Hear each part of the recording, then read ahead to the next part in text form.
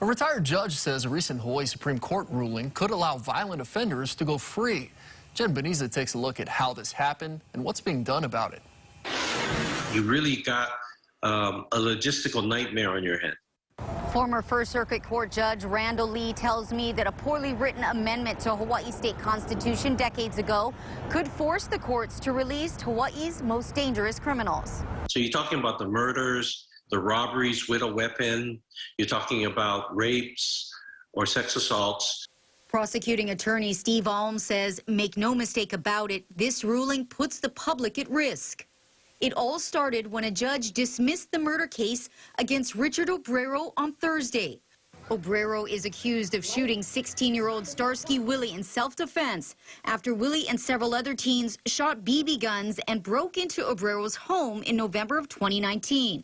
Prosecutors were unable to get a grand jury indictment, so they went to district court to file a complaint and proceed by way of preliminary hearing.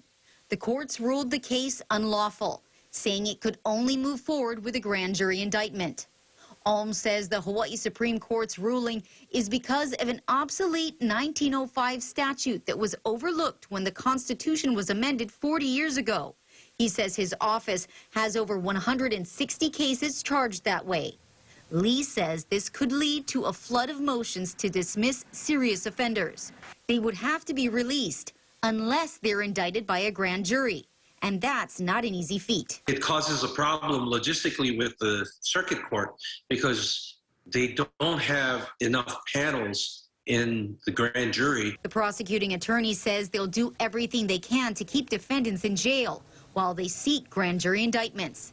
Lee says there could even be retroactive implications. There's a general rule where it benefits an accused, the law would be applied retroactively.